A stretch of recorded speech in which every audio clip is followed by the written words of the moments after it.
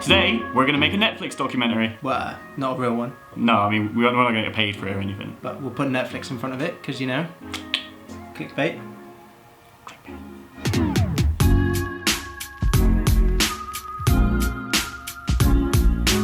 So the other night, myself and Alex sat down and we watched a Netflix documentary. And I remember turning to him and saying, "Hey bro, this documentary is like so good, bro." And then Alex turned to me and he said, "Yeah bro, you're really right about that, bro." And then I said, "We should make one of our own." And he looked at me and he said, "Bro."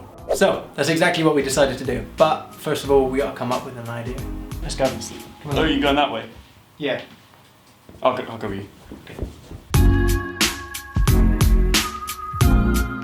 We've got the story now, haven't we, Al? Where we live, down the road, there's a van that just parks on the street. And every time we would drive past, we were always like, what is that van about? It's a pretty mysterious looking van. This is what it looks like. We're gonna make a story about this van. So, Here we are, by the van. Here's our boy. Travelled all of 300 metres to get to this. We live just there. As we say, this van is a bit of an oddity. No one really knows what it is. So. Sorry, I don't know what it is. Really? Might not even be in the country for all I know. Came in from that way, so I should Oh, probably I'll go that way then. Meet up on that side of the van, alright? Yeah. After watching as many different documentaries on Netflix as possible, we broke down their process into 3 different stages: interviews, B-roll, and assets. There's tons of other things that goes into making a Netflix documentary, but these are the fundamental 3. First step, interviews. Your interviewees are the narrators of the piece. Their story will help guide the narrative, so they're pretty important. Unfortunately, the only people we had were these guys. I went too far off. Oh, was that good? Okay, cool. Professor Convoy X. Heed my words. So there's a lot of things that go into making a great interview setup for a documentary kind of situation. But in my opinion, the most important thing is the interviewee. You need to be kind of drawing out these emotional responses from your subjects. So do your prep, get to know them, and most importantly, listen to what they have to say. A close second place is audio. If you can't hear the subjects and the things they're saying and the emotions they're trying to convey, then you haven't got a piece. What we did here is we used a shotgun mic because we were shooting outside, wrapped up in a road blimp and a dead cat furry to drown out some of the wind noise. Our shotgun mic of choice was the Sennheiser MKH416. We also had a lav on the subject. This was a Sennheiser wireless G4 mic, and this acted as our backup audio. Step 3, you need to make the image look striking. And that is what Netflix does so well. They've taken the traditional documentary format and they've merged it with a very cinematic style, which is what I think has made the documentary scene on Netflix just boom in the way it has. Let's talk about exactly what we think Netflix are doing in their cinematography to give them that cinematic feel. I'm going to refer to one of the shots that we actually use. This is actually one of my favorite shots in the piece. I think it adopts a lot of what I would regard as a cinematic interview, including a shallow depth of field. For those who don't know, a shallow depth of field means how blurry the background of the shot is. A blurry background has generally become synonymous with a cinematic shot, and though this is a technique that is common in movies, it's less used in documentaries. Using a technique like this is quite risky. Because of the fly-on-the-wall nature of a documentary, you want it to be safe. You want to have a super wide depth of field so your subject never loses focus. But if done right, the results are stellar, and looks like a still from a movie instead of a documentary.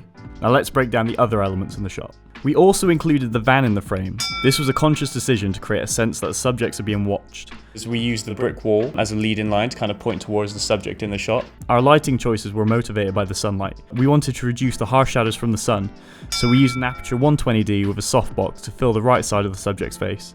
We then added a reflector to key the right side of his face. My favourite part of this shot is the patches of hard shadows from the leaves above adding texture to the subject and creating a hot, uncomfortable feel to the piece. Our lens was set to f2.5 for that shallow depth of field. So it's just about placement of the assets that are important to your piece and anything that can kind of reinforce the stories that are being told. If you can put them in your shot, then it all comes together just to make a really clean cinematic interview setup. So you've got your interview, which is going to act as the spine to your entire piece. But what you're going to want to do now is you're going to want to get some B-roll.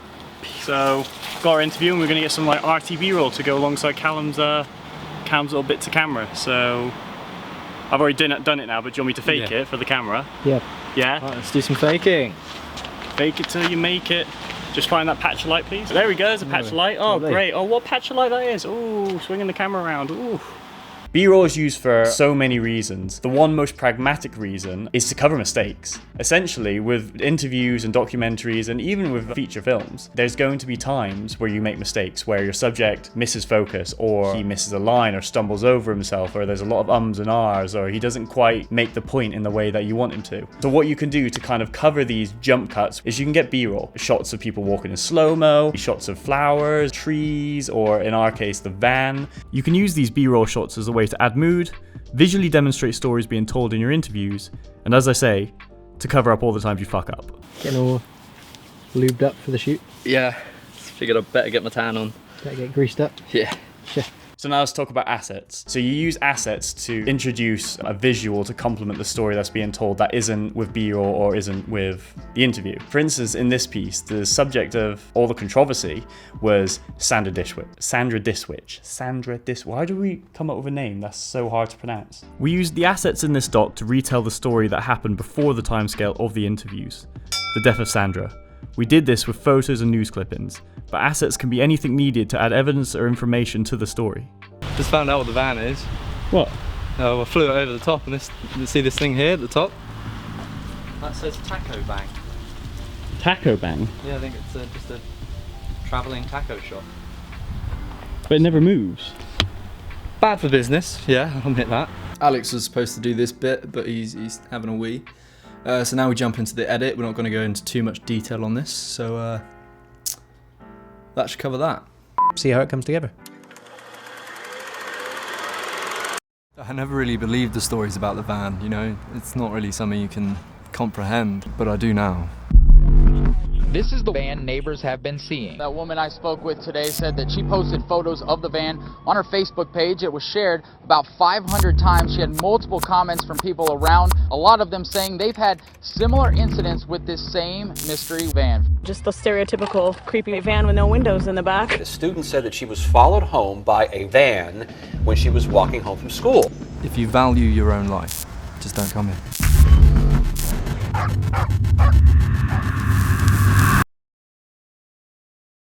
If you haven't already, make sure you go and check out the actual video. It's called The Van. Obviously the story was, made up, fabricated, lies, but the principles are exactly the same. You take those technical elements and technical processes that we've talked about, and then you just apply it to, a real story. Yeah, so if you get anything from this, go out and find a real story. Yeah. Turn this camera off now. Just cut on that one. Oh, that's high. How'd you get up there? Right there, look. Just cut that. No, oh, mate, you just stood on my toe. Cut the fuck. Me and the boys, Kevlin, is actually.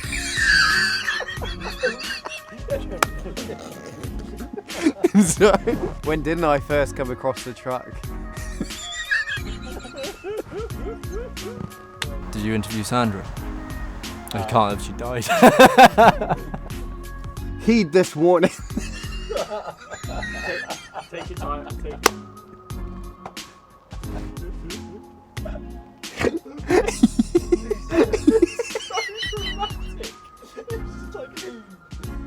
Heed as well. Heed. Can I say heed these words?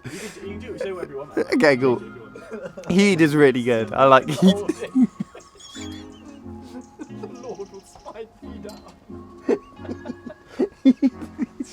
Sorry. Oh, you doing a blooper reel of this as well?